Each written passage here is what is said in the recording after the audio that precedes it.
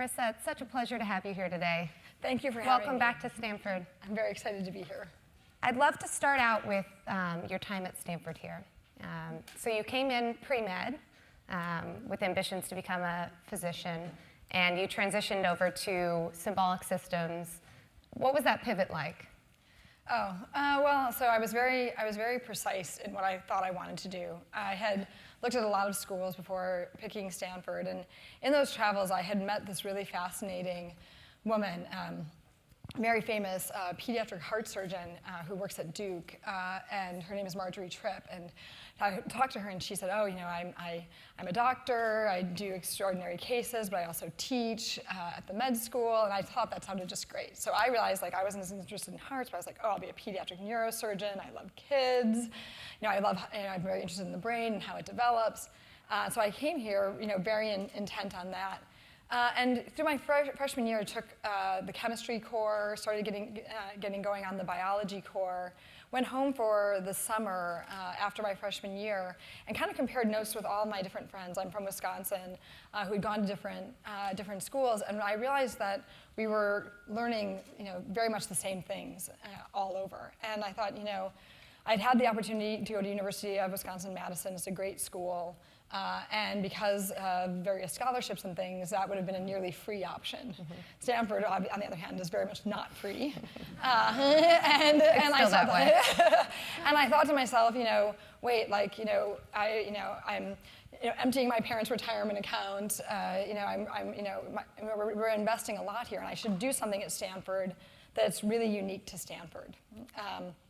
And something that can be done just especially here. And so I started thinking about, you know, the fact that I would have a lot of time later in life to specialize and go on and probably do other degrees. And so I started thinking about what I wanted to do. And as I was flying back that fall to come back for my sophomore year, I was going through the course catalog, and I found this department called Symbolic Systems. And it had philosophy, psychology, linguistics, and computer science all wrapped into one. And I knew that, you know, Stanford's very strong in psychology, very strong in computer science. I had taken CS 105A the previous year, which is funny because it's the computer science course for non-majors. And in fact, the lecturer opens the class the first day and says, you know, studies have shown that exactly 2 of you will go on to do anything additional in computer science ever. And I was like in a sea of 400 people from that. Yeah. And so, I knew I liked computer science though, and I'd done well in that class. Interested in philosophy, but didn't know a lot about linguistics. You know, came back. Took the introductory syntax course from Professor Tom Wassow, and went and saw him because he was also the director of the Symbolic Systems program. And I knew he would try and sell me on changing my major. But I was like, okay, look, there's a special program. Most colleges don't have symbolic systems. It combines some of the departments where Stanford is really strong. It was something that was of interest to me. And the idea of symbolic systems is, you know, really how do people learn and think? And so that interest that I had in neuroscience was carried over because I realized I was less interested in cutting up brains and more interested in how do you learn, how do you think? Because it's cognitive psychology, how do people learn? Logic, how do people reason? Linguistics, how do people express themselves? And then computer science, can you have a computer that does the same? Right. So AI was of a real interest. But anyway, I went and saw Professor Wassow, and I walked in, and I said, you know, I'm thinking about symbolic systems. I'm taking your intro to syntax course. And he said, oh, you should absolutely become a symbolic systems major. And I knew he would say that. But then he kind of did this interesting kind of reverse psychology twist where he said, you should absolutely be a symbolic systems major. And I thought he would say because the classes are so good, the lecturers are so good, the professors are so good. But he said, you should absolutely be a symbolic systems major. All the most interesting Stanford students are. And it was almost like, you know, if you weren't interesting. But I have to say, you know, it was one of the things that I learned in that, and also went on to learn it at Google and other places and some of my internships, et cetera, is the symbolic systems major at that time, and I believe it's true today, and it's obviously true here at GSB, was just filled with really, really interesting students. And I learned as much from the people around me as I did from my professors, the people in my study groups, the people. I went on to do an honors thesis. There were 5 of us in that major that year that did an honors thesis, and we met every week. And people were doing, musical puppets, and could you do stereo vision with cheap web cameras? And they were just doing really interesting things. And so it was a terrific decision. I will say it was a little bit scary because at the same time, people were like, what is symbolic systems? And still to this day, I have to tell everyone, what is symbolic systems and why does it make sense? My father really wanted to know, paying the bills for Stanford, what is symbolic systems? And what will you use it for? But it was an amazing major that really let me experience the range of Stanford, continue to go after my passions, which really started to center a lot more around artificial intelligence. And it also set up a really amazing set of opportunities post-Stanford. That's great. So one of those opportunities included joining a 20-person startup, which turned out to be the right choice. But at the time, what was that decision like, turning down offers to teach at Carnegie Mellon or to go work for McKinsey? Yeah, at the time at Stanford, Google was just 8 people. It was the spring of 1999. It's funny because I actually spent the 97-98 school year living in Schwab. And I wasn't a business school student, but they have about 20 other students who live in the dorms for balance, so I was one of the balance people in Schwab.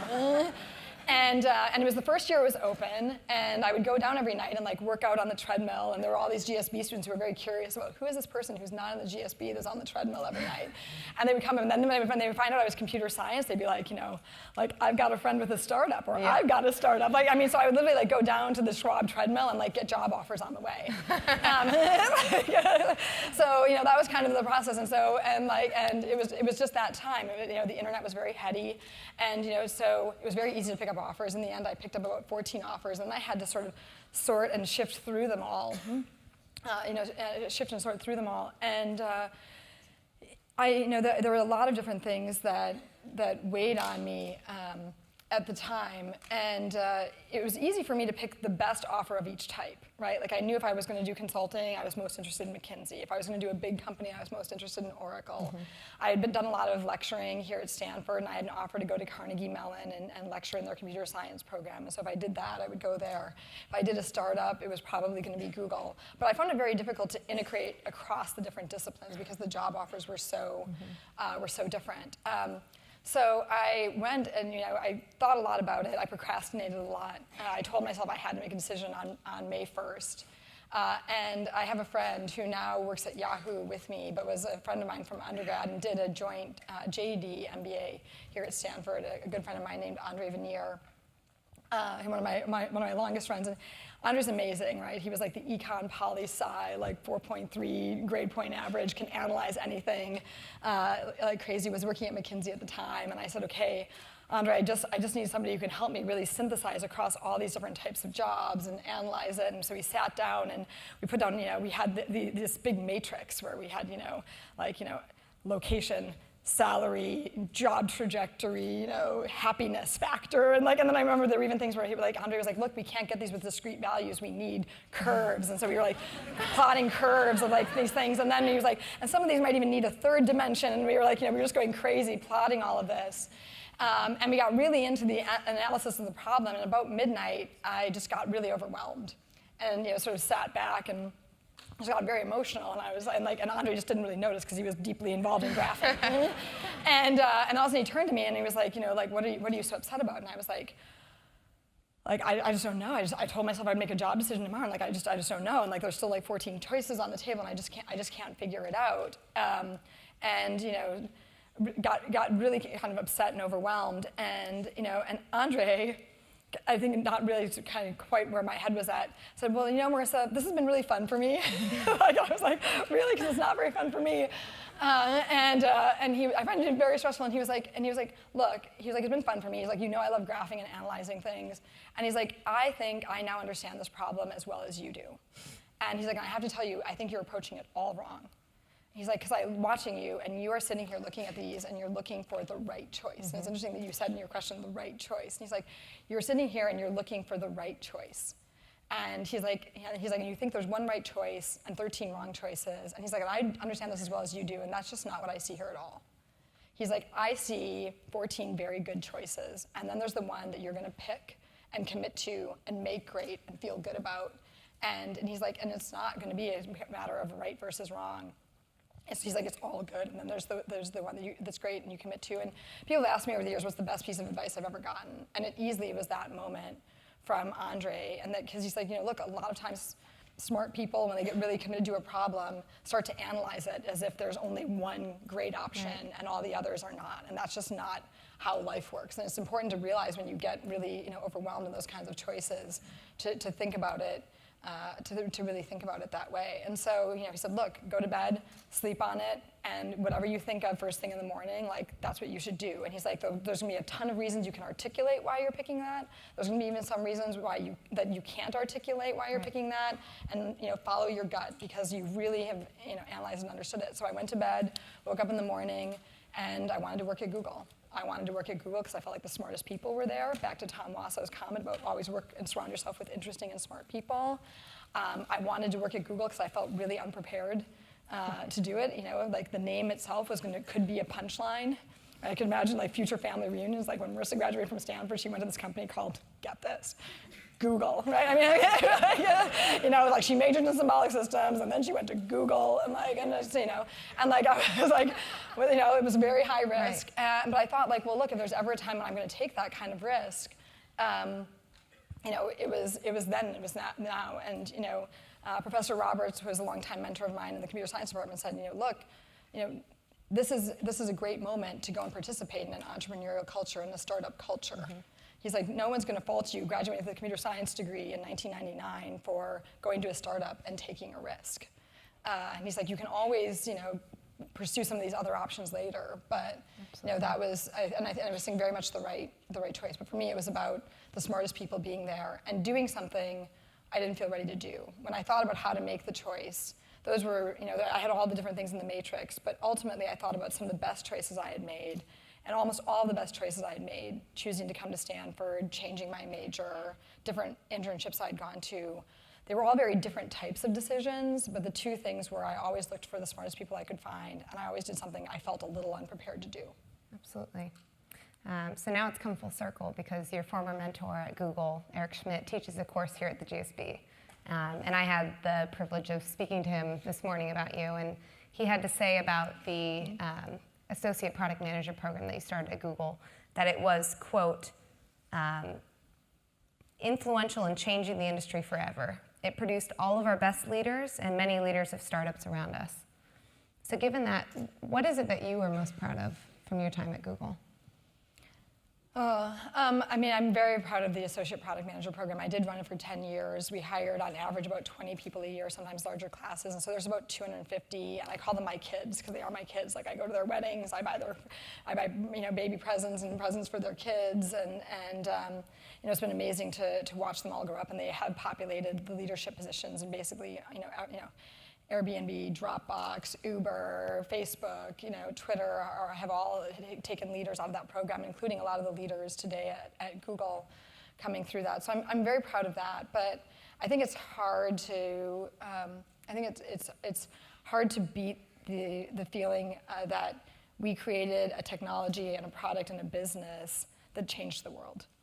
When you look at Google, and it was just a privilege and an honor to be part of a team and play a role in that. I still remember I started at Google in June, and that December, in the startup lifestyle, you don't get a lot of time off, and I managed that December to get away and go to Switzerland, and I walked into a cyber cafe. They still had those then, and there was somebody using Google on the screen. In the same way, I remember sometimes when I was backpacking around Europe after I graduated from my undergraduate, I saw a Stanford sweatshirt on the streets of, I think it was of Florence. And you see so many of them in your everyday life here at Stanford that you didn't even think about it. And I was like, wait, that's a Stanford sweatshirt. What is it doing here in Florence? It must be a Stanford student. Same thing, I'd gotten so used to seeing the Google homepage and the Google results page, I didn't even think about it. And I remember walking into that cyber cafe, seeing it, and then all of a sudden being like, wait, like I'm in Switzerland, like they're using Google in Switzerland. Like there's this little project that there's like 20 of us working on the other side of the world, and it's made its way all the way here, and there's somebody using it. And it really showed me in that moment how fast the internet allows technology to move, and how quickly you can deploy something and really get it to scale and to a global impact, which is, when you think about what the internet's done for that kind of, and the type of impact it's enabled, it's really, really amazing. But that feeling that I had that December, seeing that search screen on that cyber cafe in Switzerland, I still have today. I still am very proud of the impact that Google has had overall. And I think, at both Google and Yahoo, I had to write a post this past summer when we sold Yahoo to Verizon about the company. And there's so many things that make Yahoo amazing. There's so many things that make Google amazing. But for me, I was like, it's just a rare privilege to work at a company that's changed the world. And you can make that argument for both Google and Yahoo very, very easily, and that's really what I'm most proud of. Great. You mentioned earlier that part of the reason that you knew that Google was the right decision, or the decision that you made that you decided to make right, is that you didn't feel prepared. So stepping into Yahoo as the fourth CEO in 12 months, turning the company around from a media business into a products company, did you feel prepared for that role? No, and I think that's probably one of the things that attracted me to it. But I think the other element of it is, well, I'd always respected, I'd known about Yahoo. I knew about Yahoo back when it was still Dave and Jerry's Guide to the World Wide Web. And Jerry Yang used to keep notes about what the new cool site for the week was going to be in his CS directory. So we were always trying to hack his account and and hope that he had left the permissions as world readable, and we would all get a little insight into the new websites that were going to get added to the Yahoo directory that week. And so I'd known about Yahoo very early on, and obviously at Google, we really looked up to Yahoo. Landing the Yahoo account in the summer of 2000 was a huge step forward for the company, and something we had worked on and towards the entire time I had worked there. So we'd worked on it for more than a year when it finally came together. People love Yahoo, and I think that when I look at the service and the role that it's played in the industry, I think a lot about the products and the services and things we all create as art, because they really are. And a couple of years ago, I met a friend in the city who has a little gallery as like a side business. I said, well, how do you decide what artists to put in the gallery? And he said, well, I like local artists because I like to support local people. And he's like, but I also I like art from people who are nice. And he's like, because life is too short to work with people who aren't nice. And he's like, and also with an artist, you can feel if they're not nice in the art.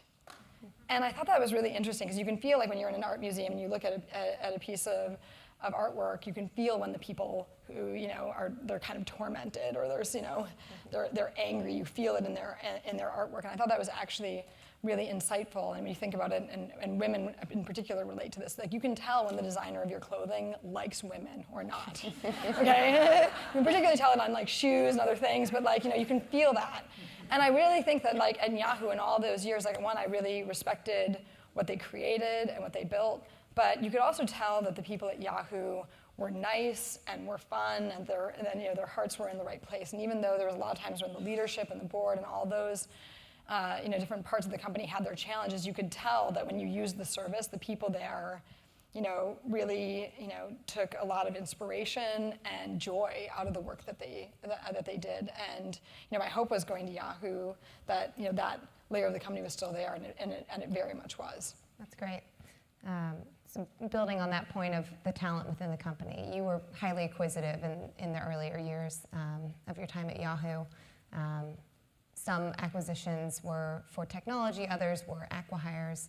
Do you think that was enough to transform the company's core mission from being media-oriented into a products company at the leading edge of mobile? Well, I'm proud of the different things that we did, and I think that there's a lot of different elements to what has unfolded at Yahoo over the past few years.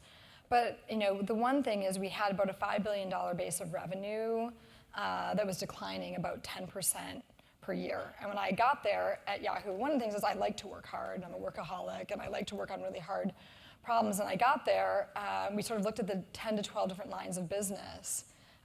and every single one of them was in decline. And when I asked the current leadership of the company, how are we going to get any of those growing, nobody had any ideas. The answer was they're going to decline. They're going to decline for the foreseeable future. They're going to decline based on industry trends, like they're declining. That's a pretty harrowing diagnosis when you're the new CEO coming into a turnaround of like, wait, like I've got to get revenue growing, and we've got 10 business lines that are all decaying, and we're losing about $500 million a year of top line. And no one has any idea how to turn it around. And so when you're a turnaround CEO, you've got to make a decision. Like, can you turn around the existing lines of business and get them growing again? Or do you have to invent new lines of business? And so it became very clear within a matter of weeks of arriving, like we needed to create new lines of business. And so for us, that really became about mobile, not only just products, but mobile. And the issue was that Yahoo, when I arrived, had, depending on how you counted it, between 30 and 60 mobile engineers in a company of 14,000. So basically, and about $11 million in mobile revenue in 2011. It makes it easy to remember. So you're like, wait, like $11 million of revenue inside of $5 billion, 30 people inside of 14,000, and I've just told the whole board we're going to turn the company around by betting on mobile. And so we said, okay, like we really need to make this move fast. And the good news is, mobile was taking over the world, and there was a real, technology companies can reinvent themselves in waves. When you look at, IBM rode the wave to services, Amazon rode the wave to cloud. They didn't even really need to turn themselves around, but these kinds of waves can really lift companies. And I said, look, I think the wave that we need to catch is mobile, and we're late catching that wave, but we need to catch it. So we went about doing different types of acquisitions. But I would say, I always thought of the acquisitions in three different buckets, kind of small, medium, large, and the small, medium, and large each had a different purpose. We bought a lot of small companies for the talent, getting teams in the door and getting them in the door quickly enough because we needed to move fast and just start shipping mobile products, getting the mobile apps out there, start growing our user base, which at the time was tens of millions of users on mobile. Today is 650 million. Grow that mobile revenue from $11 million to last year it was $1.5 billion. So we grew $1.5 billion of revenue in about 4 years. And so we needed to, and now it looks easy and looks like it was the right bet, and the strategy looks like it worked. But at the time, there was a lot of debate. Should we do HTML5 or should we do mobile apps? Does BlackBerry matter versus iOS and Android? And we made, to credit to the team, we made a lot of those decisions, those strategic decisions, right in the moment when we got there. The issue is revenue remained flat because we also had this decline that we were trying to fill in the gaps. So even all that growth just basically offset the revenue that was otherwise leaving the company. But we did small acquisitions for teams. We did medium acquisitions for technology and teams. Basically, for example, I called them building blocks. We bought a company called Zobni that was really good at organizing contacts and analyzing your email. And we bought that to become a new foundational block for Yahoo Mail, which is our biggest product. And then we also took some big strategic bets like Tumblr and Brightroll, because I really feel that if you look at technology companies, they reinvent themselves through acquisitions. Sometimes a new product idea comes from within, like Amazon Web Services, but a lot of times if you look at Google, how transformational Android and YouTube were for them, Facebook, how transformational Instagram and WhatsApp are, you've got to make some big bets, and those can really help reinvent. And so I felt like we needed to do everything that we could, given some of the size of the task, to both work to invent new business lines inside, but also try and inject new talent and new strategic ideas that could help with that reinvention. And despite the fact that strategy seems to have played out fairly well, you remain, as CEO, as a company, you remain under a lot of public scrutiny. That's perhaps never been the case more so than today, given the privacy concerns and security. So given that, as a leader, how do you rise above the criticism, and as a person, how do you not take that to heart? A couple things. I don't read it, and that might sound tone deaf, but I feel like if you read it, it changes who you are and how you think about things. If one of your decisions gets reinforced as being super, super smart, but it's actually wrong, and you read that, oh, this was the smartest decision ever, reading that's going to make you less likely to abandon it or change course. If you have made the best decision ever, and you read that it's probably wrong, it's going to make you less likely, it's going to make you more likely to abandon it.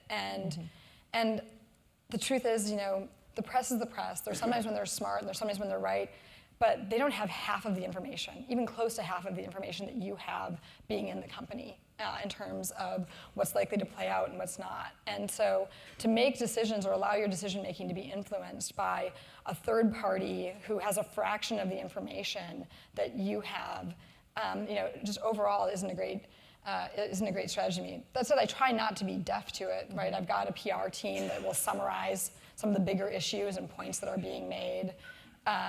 I also have a husband, like if I'm worried enough about something, I'll ask him, like, hey, like I am on Twitter, I read headlines, I tend not to click on them, but I'll be like, I'm seeing this headline a lot, like what's going on with that? Yeah. I do read other things, I just don't tend to read things about Yahoo or myself. I try and have those, because I also think like if you're gonna get criticism, it always sounds better coming from someone who loves you, or someone that you work with and have a relationship with. I remember there was, less of a scholar and pundit, but I remember I saw an interview with Bradley Cooper, the actor, on a late night talk show once, and he said, you know what I've discovered? I've discovered if you ever really wanted to feel really, really bad about yourself, go read about yourself on the internet. It's like it works if you're an actor, or it works if you're a business leader, or by the way, it works if you're a high school student, right? It is a problem, but the point is, like, you just can't let that shape who you are, and so you either have to have guidelines for how you're going to absorb it, like I do, or you have to, have very thick skin. I tend to think I have a little bit of both, but you have to have a way of cutting through all that noise to what's a valid criticism that needs to be acted on and what isn't. We have a motto here at the GSB, it's somewhat tongue-in-cheek, that feedback is a gift, and all feedback is well, a I gift. think on the flip side, one of my favorite colleagues at Google is a guy named Alan Eustace, and he rolled this thing in a one-on-one once where he just said, Marissa, the one reason that criticism hurts is because it's almost always some percent true. Right? The question is it 1% true, or is it 75% true, or is it 100% true, right? But he's like, that's why criticism strikes a nerve with people, because there's almost always some truth to it. Absolutely. And in light of that, how did you think about absorbing the feedback from Yahoo employees and from those outside of the company about both your own personal decision to return to work shortly after the birth of your 3 children, as well as your policies regarding employees working remotely and the family leave policies that you put in place? Yeah, I think that's probably, there's been a lot of things that have been misunderstood about my time at Yahoo. I think that my thoughts on all of those things and how they actually played out are probably the most misunderstood. A couple things. I have nothing against maternity leave. Everyone should take them if you can. But I will say, the company was just not in a state where I could take a maternity leave in either time that it came time for me to have my children. When I was at Google, Google has glorious maternity leave policies. I had been there for 12 years. I could be between a combination of, time that I had stored up as well as maternity leave. My plan was to take a 6-month leave. Right, and Google wasn't even going to turn off my stock vesting. I was going to have one of the best compensated maternity leaves of all time at Google, and and then this opportunity at Yahoo presented itself, and I remember thinking, wow, like if I take this, 2 months after I get there, I'm going to have a baby. Like I can't be out for 6 months. I can't go and be CEO for 2 months and then be gone for 3, 4, 6 months. And that just also wasn't fair to Yahoo given the state that it was in and how much time was really of the essence to catch up in the mobile race, et cetera. And so, I thought to myself, I just am going to have to do this in a different way. I'm going to have to push to come back to work sooner. It doesn't mean that I don't think it's reasonable to have maternity leave, or I would advocate for people giving up their maternity leave the way that I did. But this was an opportunity. I had an obligation to my employees, to my shareholders, and I also felt that time was incredibly important. At the same time, I also said to myself, okay, I've got to come up with a way to make sure that I can also be the best mother that I can be, right? And so what we basically came up with is I was out for 8 to 10 business days and then I was back in the office. And a lot has been made of it. It's been called a nursery. It's actually a small closet space off my office. But I would bring my son in to the office with me. So we joked that like the first day he came to the office, he had this little Ralph Lauren like navy and white little suit thing. It was more comfy. It was like kind of knit, but it was like he had his office wear. He was like the business baby. So he came in and he was there in the office with me, and I was there doing the job, being in meetings, and every 4 or 5 hours I would go in, see him, do a conference call. It turns out kids, when they're learning to talk, they just need to hear a lot of language, and so I would just be on speakerphone, so my son understands revenue and EBITDA and everything really well, and so that's sort of how we worked it, and it wasn't ideal, but I had a lot of time with him. I think I had a lot more time with him than most people recognize, and I almost ended up doing my maternity leave inverted, right? Some people are home for their maternity leave, like calling into work. I happened to be at work with my son there, but it ultimately worked. It gave me the time that I needed to be CEO, and also the time that I needed with him. And then, when we went to revise our family leave policies, because Yahoo previously didn't have very generous family leave policies, we said, look, I really believe in taking it from the child's viewpoint, and said, look, because there's so many different ways to have children now. There's biological mothers, there's adoption, there's traditional families. And I said, okay, flip it around from the child's perspective. Any child of a Yahoo should have, let's call it, at least 2 months at home with their Yahoo parent. Be it mom, be it dad, et cetera. And then biological moms, of course, also get state-afforded leave. And so what we do now is any new parent gets 8 weeks in the first year of the child's life, and biological mothers can get up to 16 weeks, so basically 4 months of time off. But that was something that was overall important to me, because that time, whether in my case I was spending it in the office or you're spending it at home with your child, is incredibly important. And for the work from home, I may be eventually, just always the poster child for, being anti-work from home. I actually have nothing against work from home. My brother works from home. Lots of people work from home, and I think is a perfectly valid way to do things. But one of the things I experienced when I first got to Yahoo is the company had been through so much turbulence, and energy was low. And one of the challenges I had was I had to re-energize the campus. And it was just really hard because, people who had dedicated setups where they were working from home 100% of the time, but it was the person who said, you know what, it's raining really hard today, I think I'm going to work from home on Wednesday. Mm-hmm. And I would have high-performing Yahoos coming and talking to me and saying, hey, you're here, we're building all this stuff, we're doing all this stuff, and it's really frustrating that every now and then I've got this person on my team who just doesn't show up for work and says they're working from home, but it doesn't really feel like they're working from home. Mm-hmm. Right? Because I know, to me, when you've got a dedicated setup, you're probably really productive, but I know, if I don't have a dedicated setup at home, and I'm just sitting there at the kitchen counter or on the couch doing email, I'm productive, but I'm not as productive as I am when I'm in the office and meeting with people and interacting with people. And so we said, look, work from home is fine. This is not a statement from, as it was ultimately misconstrued in the media. This is not a statement about whether or not work from home is good or bad, but this is Yahoo's moment.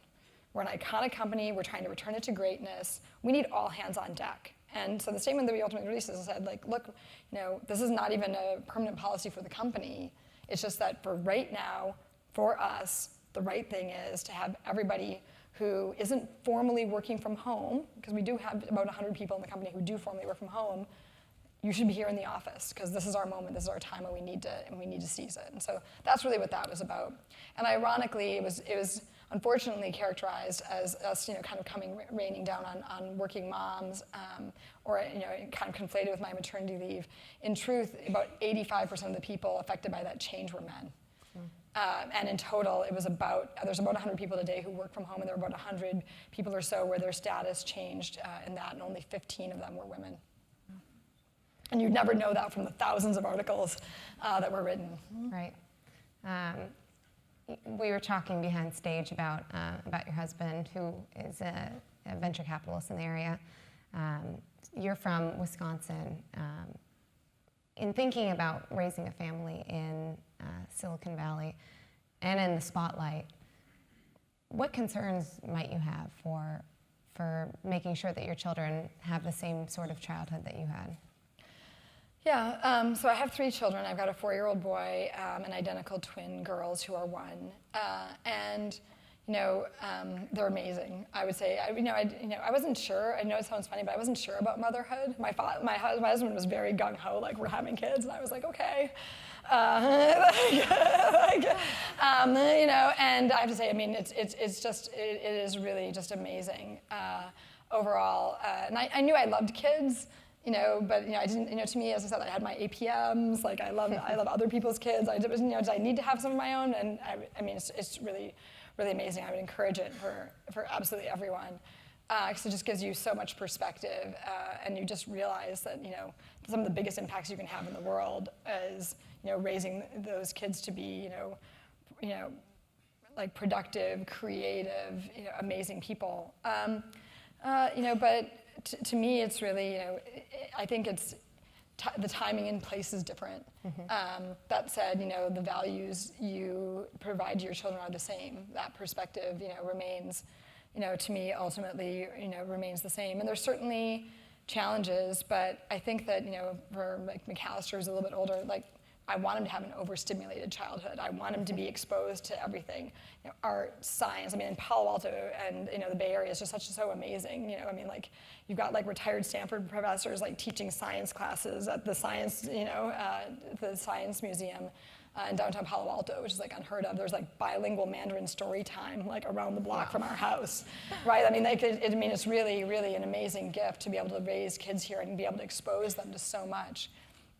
And so helping them get exposed to that, but also having them realize that, that the whole world isn't like that. And having them, my husband's from Denver, I'm from Wisconsin, go home, see, the way, different parts of the country work and feeling that is important. And even more so, different places in the world. So, we tend to travel a lot and we want to make sure that we expose our kids to a lot of different things. But interestingly, I had a Stanford professor, Terry Winograd, who raised 2 absolutely terrific daughters, and I really admired the way that he raised his kids. And I'm friends with his wife, and I asked her one time. I said, your girls are so terrific. Like, what did you do? And she said, 1, like travel's really important. Them understanding, Silicon Valley's context in the world, and how lots of different people live and work is really important.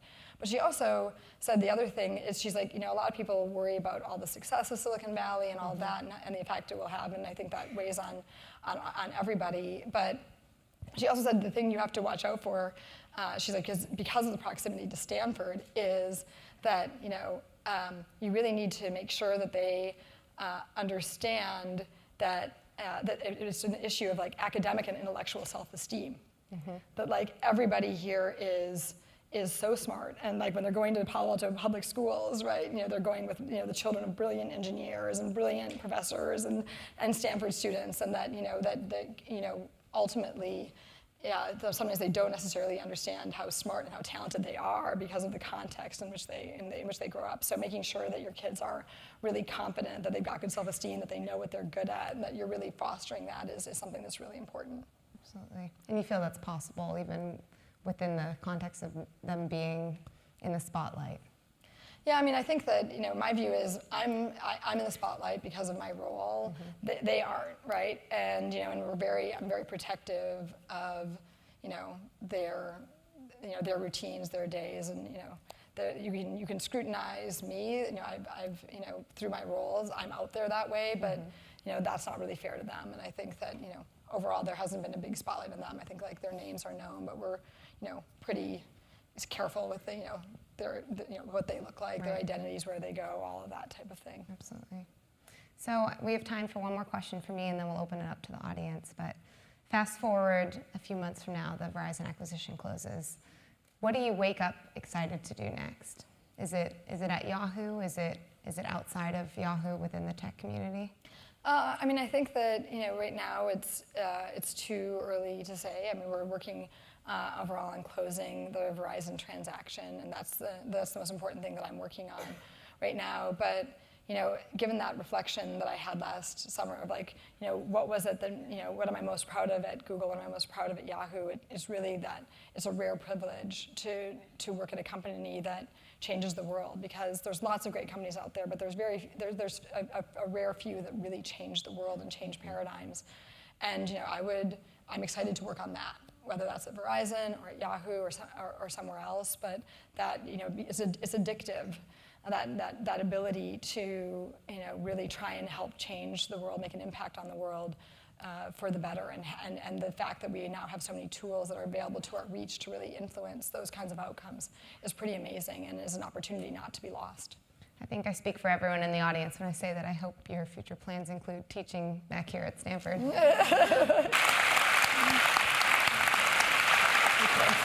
Thank you.